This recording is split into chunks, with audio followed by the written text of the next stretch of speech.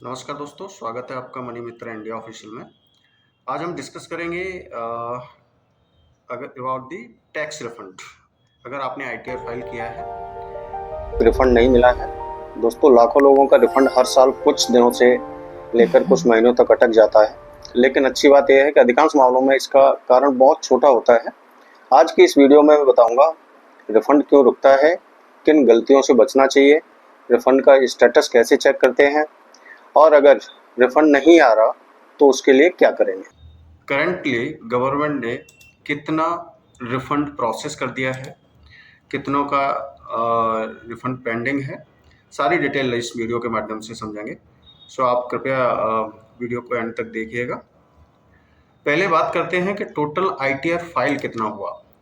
सो अभी income tax की website पर जाके अगर आप चेक करते हैं, टोटल जो इंडिविजुअल रजिस्टर्ड यूजर का जो काउंट है 14,23,74,554 का है। यानी ये रजिस्टर्ड यूजर हैं। उसमें से जो आईटीआर फिल किया है, जो आईटीआर अभी तक फिल्ड हुआ है, वो 6,20,59,503 लोगों ने आईटीआर फिल किया है। टोटल रजिस्टर्ड हैं 14,23,74,000 लगभग, और जो आईटीआर फिल किया है वो 6,20,59,503 ने। अब आईटीआर फिल तो कर दिया, लेकिन आईटीआर फिल करना ही जॉब नहीं है, उसको ई वेरीफाई करना बहुत ज़रूरी है। तो आप समझते हैं कि इसमें ई वेरीफाई कितने लोगों ने किया। सो जो 6,20,59,503 लोगों ने जो आईटीआर फिल किया है, उसमें से 5,92,78,973 लोगों ने आईटीआर ई वेरीफाई भी कर दिया। यानी जितनों ने फिल किया 6,20,59,000 समथिंग, उसमें से ई वेरीफाई सिर्फ 5,92,78,900 समथिंग लोगों ने किया। सो बहुत सारे लोगों का भी ई वेरीफाई उन्होंने आईटीआर नहीं किया है। सो जिन्होंने नहीं किया है तो आप जाकर के एक बार चेक करिए, पोर्टल पर लॉगिन करिए। अभी हम डिस्कस करेंगे कैसे लॉगिन करना है, कहाँ पर चेक करना है, कैसे ई वेरीफाई करना है। लेकिन ये आपको ई वेरीफाई करना ज़रूरी है। अगर आप ई वेरीफाई नहीं करते हैं तो डिपार्टमेंट आपका आईटीआर प्रोसेस नहीं करेगा। सो ये बहुत ही इम्पोर्टेंट पहलू है। आपको आईटीआर फिल करने के बाद आपको ई वेरीफाई करना बहुत ही ज़रूरी है। आप समझते हैं कि कितने लोगों का आईटीआर प्रोसेस हो गया। सो जो प्रोसेस आईटीआर किया डिपार्टमेंट ने, वो 4,47,51,318 लोगों का आईटीआर प्रोसेस हो गया है अभी तक। यानी फिल किया 6,20,59,500, वेरीफाई जो अभी आज की डेट तक जो किया है वो 5,92,78,900, और आईटीआर प्रोसेस डिपार्टमेंट ने प्रोसेस भी कर दिया 4,47,51,000। बहुत ही तेज़ी से प्रोसेस होना शुरू हो गया है। बहुत ही अच्छा वर्क चल रहा है डिपार्टमेंट की ओर से। बहुत फास्ट प्रोसेस कर रहे हैं। सो ये अभी तक का आज अभी हम जो डिस्कस कर रहे हैं 11 अगस्त का जो नंबर्स स्टैट्स जो अपडेट हैं 10:43 के आसपास अभी as of now on website, उसके अकॉर्डिंग ये नंबर्स हैं। अब जानते हैं कि आईटीआर क्यों डिले। पहला है, आईटीआर वेरीफाइड नहीं किया है। बहुत लोग आईटीआर फाइल तो कर देते हैं लेकिन आईटीआर वेरीफाई करना भूल जाते हैं, जिससे आपकी प्रोसेसिंग नहीं शुरू हो पाती है। सो ये इंश्योर करें कि आपको आईटीआर वेरीफाई करना है, और वेरीफाई करने के लिए आपको आधार, ओटीपी, नेट बैंकिंग, डीएससी और बैंक अकाउंट के थ्रू आप वेरीफाइड कर सकते हैं। बहुत ही सिंपल तरीका है, आप आराम से इसको वेरीफाई कर सकते हैं। पहले ये चेक करना है। सेकंड रीजन हो सकता है कि प्रोसेसिंग अभी भी पेंडिंग दिखा रहा है, जिसमें इनकम टैक्स डिपार्टमेंट लाखों लोगों का रिटर्न प्रोसेस करता है। यदि रिटर्न हाल ही में फाइल किया है तो थोड़ा समय लग सकता है, स्टेटस दिखा सकता है रिटर्न अंडर प्रोसेसिंग। यह सामान्य बात है, इसमें घबराने की जरूरत नहीं है। तीसरा रीजन है बैंक अकाउंट वैलिडेटेड नहीं है। अगर आपने बैंक अकाउंट वैलिडेट नहीं किया है रिफंड केवल प्री वैलिडेटेड बैंक अकाउंट में ही आता है। यदि अकाउंट क्लोज है, आईएफएससी गलत है, वैलिडेशन पेंडिंग है, तो रिफंड क्रेडिट नहीं होगा। रीजन नंबर 4 की बात करते हैं। पैन और आधार में इशू। पैन और आधार की डिटेल मिसमैच होना।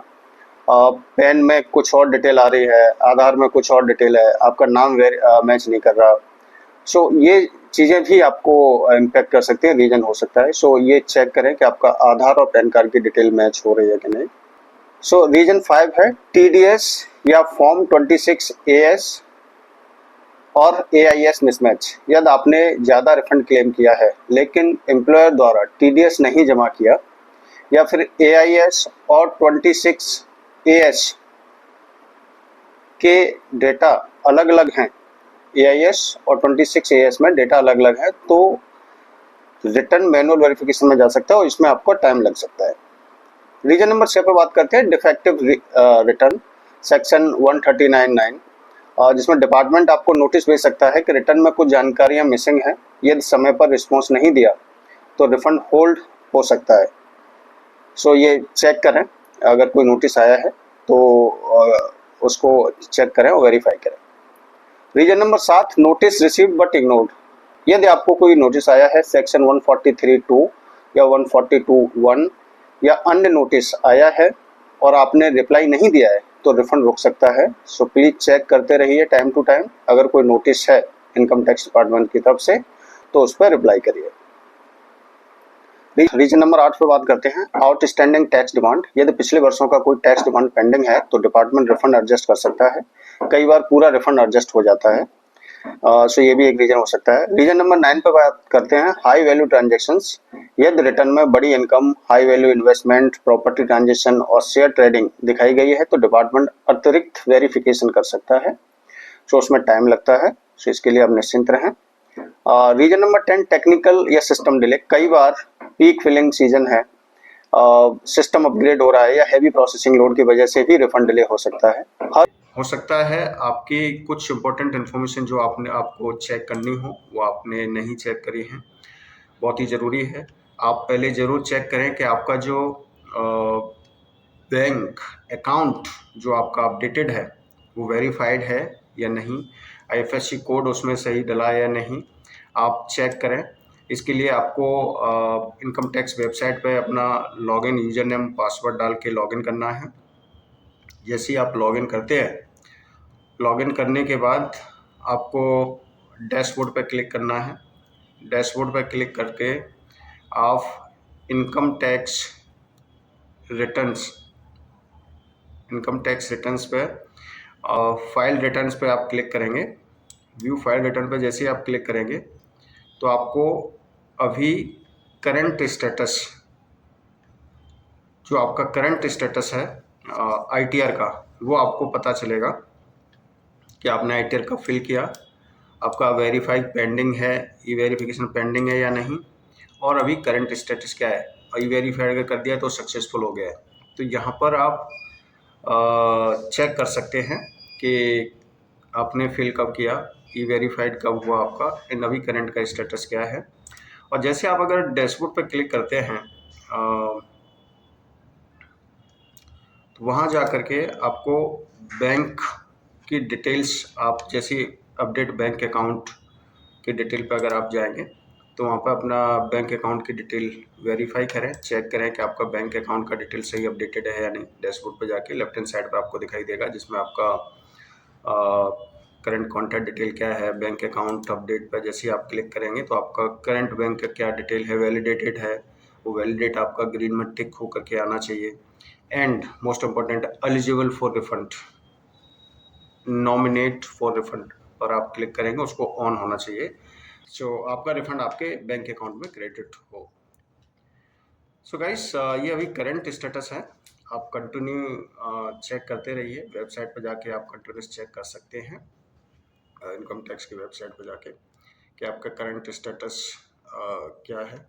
बाकी क्या मैं खुद भी इसको डेली अपडेट करता रहूँगा अपने चैनल पर वीडियो के माध्यम से करंट स्टेटस की ओर। और जब भी आपका प्रोसेस होता है और रिफंड अप्रूव हो जाता है तो आपको एक इंटीमेशन आता है डिपार्टमेंट की तरफ से वाया ईमेल कि आपका इतना रिफंड बनता है। सो आप अपना जो जीमेल आईडी या फिर कोई भी ईमेल आईडी जो आपने दी है, जो आपने फिल करते समय आपने सबमिट की है, उसको आप चेक करिए। और वो प्री इंटीमेशन होता है, उसके बाद ज़्यादा दिन नहीं लगते, 24 to 48 आवर्स में आपका रिफंड आपके अकाउंट में क्रेडिट हो जाता है। So this is the current status. ऐसे ही आपको फाइनेंशियल इंफॉर्मेशन के लिए जानकारी लेनी है तो वीडियो को चैनल को सब्सक्राइब करें, वीडियो को शेयर करें अपने फ्रेंड्स एंड फैमिली के साथ। मिलते हैं अगले वीडियो में। धन्यवाद।